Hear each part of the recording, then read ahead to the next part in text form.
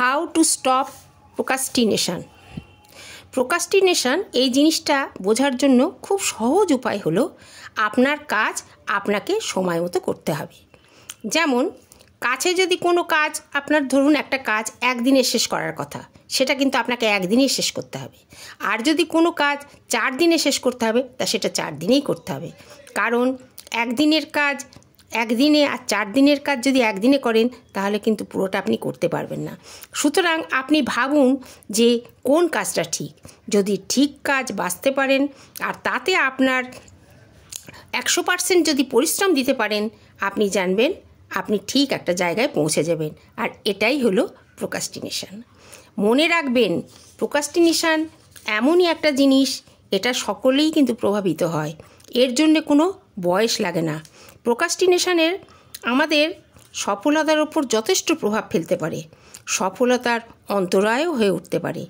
এই প্রোক্রাস্টিনেশন কিভাবে ওভারকাম করতে হবে সেটাই জানা আগে দরকার।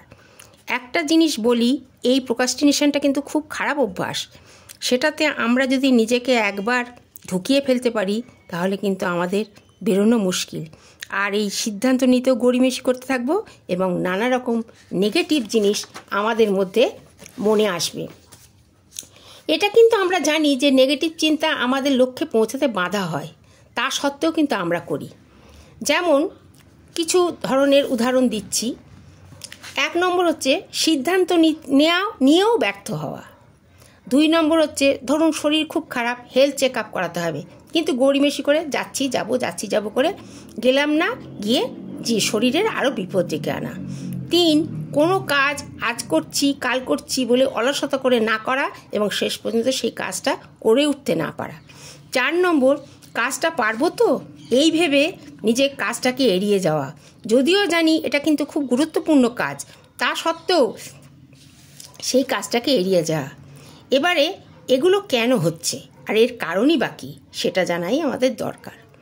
আমাদের ব্রেনে এমন কিছু বসে যায় যার জন্য আমাদের এই ঘটনাগুলো ঘটে। যেমন কোনো কাজকে এড়িয়ে যাওয়া, মনের মধ্যে আগে থেকে ভাবনা আমি এটা করতে পারবো না, করলে হয়তো ব্যর্থ হব, ব্যর্থ হলে আমাকে নিয়ে সবাই হাসাহাসি করবে, নানা রকম ভাবনা মনের মধ্যে এসে ভিড় করে। আর এই যে ভয়টা তৈরি হয় তার জন্যেই কাজটা শুরু করার আগেই আপনি আর সেটা করে উঠতে পারেন না।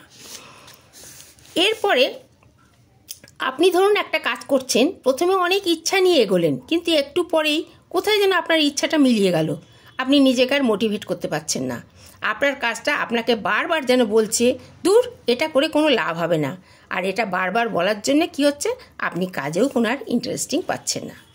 আর একটা পয়েন্ট হলো, আপনি কোনো কাজ যদি সময়ে না করতে পারেন তাহলে আপনার সমস্যা হবে, কাজ পেন্ডিং হয়ে যাবে। কাজটা করার জন্য যতটা সময় আপনাকে দেওয়া দরকার, যেমন ধরুন কাজটা একদিনে শেষ করা দরকার, একদিনেই সময় দিতে হবে আপনাকে, তাহলে কাজটা আপনি শেষ করতে পারবেন না।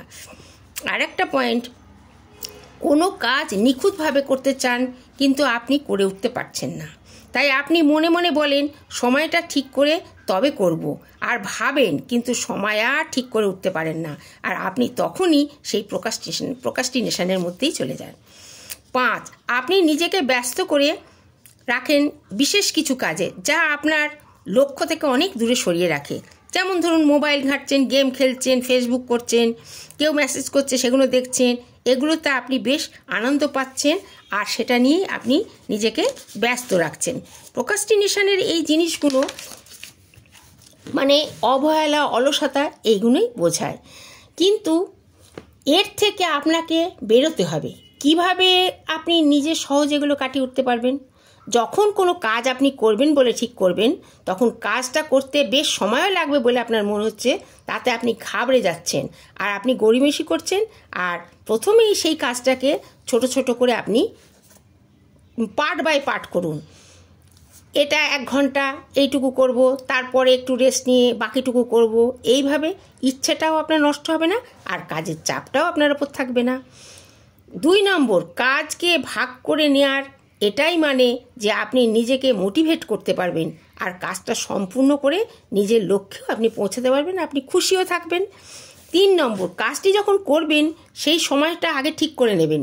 যে সময়টুকু আপনি কাজে দেবেন বলে ঠিক করছেন, ঠিক সেই সময়টুকুই মন দিয়ে কাজ করবেন।